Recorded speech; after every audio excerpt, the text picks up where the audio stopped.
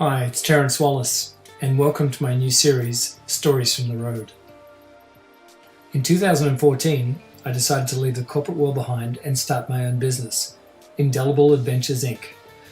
This is a culmination of my writing, photography, speaking, and travel, and gave me a great opportunity to travel the world. And so, with my writing, I've been able to gather and collect many stories from all my adventures. So this series is a dedication to all of those stories. I hope you enjoy them. Join me in this episode as we explore Singapore. Singapore is a contradiction in many ways and is at the crossroads of the modern world.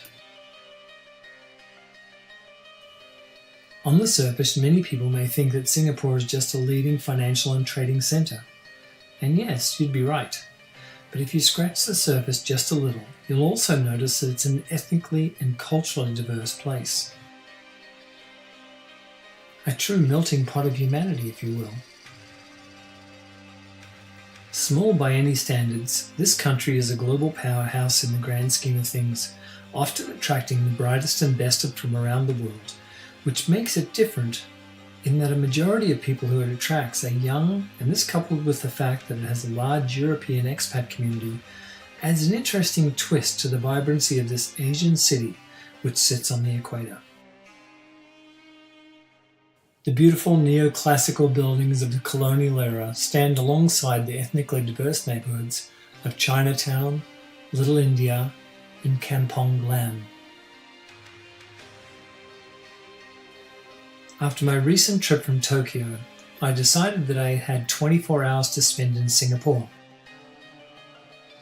Well, interestingly enough, I'd visited Singapore many times over the years, sometimes as a stopover and other times for meetings during my management consulting days. But in all those visits, I never carried a camera with me. Yes, this was all prior to me discovering my love of photography, and so clearly a place that I needed to revisit, but this time with my camera.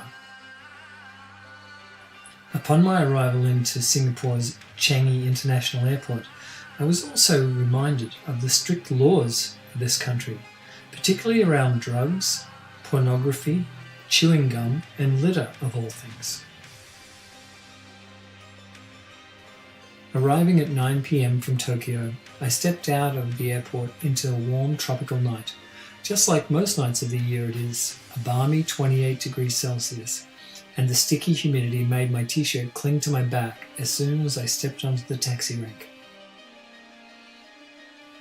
One of the best things about Singapore is that almost everyone speaks English, which after being in Japan for a week was quite a welcome change, especially with giving directions to my hotel. I had decided to stay at a little boutique hotel called the Sultan in the Muslim quarter of the old city, situated on the eastern edge of the downtown core and only a 20-minute drive from the airport. But as I neared the city, I realized that something else was going on. Fortunately or unfortunately for me, I had arrived into the city on the night of the Formula One Grand Prix, and so as we neared the city, the traffic was slowed by roads being closed and diverted. Yep, fun times indeed. After settling into my room at the Sultan, I grabbed my camera and headed out. With not a moment to spare, I needed to get exploring as soon as possible. Given that I was staying in the old quarter, the Sultan was surrounded by a jumble of streets, jam-packed with bars and restaurants, and brimming with people out and about enjoying a late dinner or drinks, which I realised was just another night in Singapore, and that's the way it's been for well over 100 years. I was up early the next morning, and after an early breakfast I was out and about with a few places on my list to see and experience. First up was Merlion, which, as the symbol of Singapore, is a magnet for tourists. The Merlion is conveniently located on Marina Bay, and it was close to where Sir Stamford Raffles came ashore and formalised the colony of Singapore for the British way back in 1819. Now getting there proved a little more tricky than I'd expected, as many of the roads were still blocked off for the previous night's race, but with some patience and a great offline map, I was able to successfully navigate my 3.5 kilometers from the hotel to the Merlion. Even at 8:30 a.m. in the morning, it was sweltering hot with the rivulets of sweat running down my arms and legs as I walked. It's definitely a place where you need either an umbrella or to walk in the shady side of the street all the time. After spending some time at the Merlion and getting some great photos, next on my list was the Marina Bay Sands Hotel, which was situated literally across the bay. With its distinctive architecture, it's impossible to miss. This massive hotel has 3 towers, all linked by what resembles a curved ship on the rooftop. Now, fortunately for me, it wasn't busy, and the views were sensational from the rooftop. This definitely has the best views in all of Singapore. While checking out your views from the top of the Marina Bay Sands Hotel, if you turn towards the ocean, you'll notice that the Gardens by the Bay. The Gardens by the Bay are one of Singapore's top attractions. These extraordinary gardens contain over 1 million plants. They're also home to the green towers of the Super Tree Grove and 2 vast biodomes.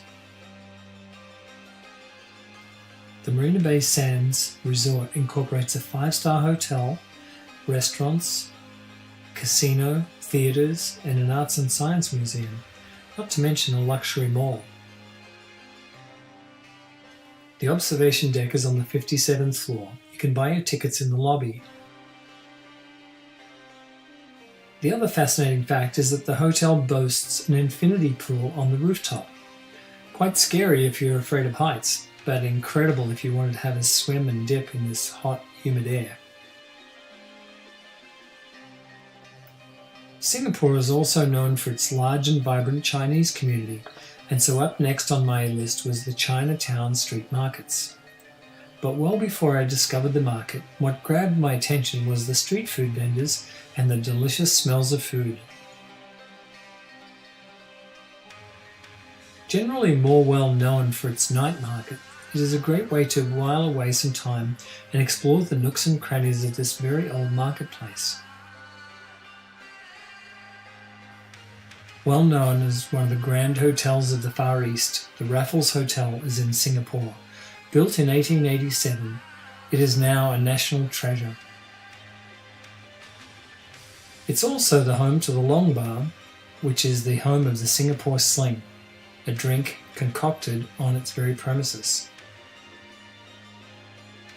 The Raffles Hotel is also home to the Writers' Bar.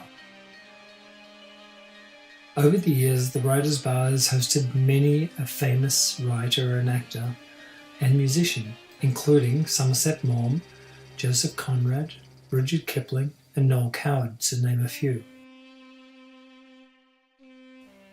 An important point to note about Singapore is that it's renowned for its food, and eating out is a national pastime. There are restaurants to suit every taste and budget, including 29 restaurants with Michelin stars. 2 of these are humble hawker stands. The very nature of Singapore and its multicultural society and roots mean that the restaurant scene is a vibrant one, with restaurants and dining establishments from all over the world, including Indian, Malay, Chinese, Vietnamese, Laotian, Lebanese, Greek, you name it, it's got it. Unfortunately, my time in Singapore was far too short, but a memorable experience as always. I'd forgotten how intensely hot it can get here, but then again it's been a while since I've lived in the tropics. But it took me just a couple of hours to feel right at home. Some people might say that Singapore is a low-rise Hong Kong, and depending on what you're looking for, maybe that'd be right. But I categorize Singapore differently. To me, it feels almost like Fantasyland at Disney World, where everything is modern and larger than life. The beauty of Singapore is that it continues to reinvent itself and transform over the years. A bit like me, really. So as you can imagine, it holds quite the special place in my heart. Well, if you get the opportunity, come check it out, because Singapore really has it going on. So until next time, thanks for listening and have a great day. If you'd like to learn more about me, the services I provide, or to read my weekly blog, please visit my website at www.indelibleadventures.com. Thanks for listening, and don't forget to tell your friends and family to listen to this new podcast series. Thanks!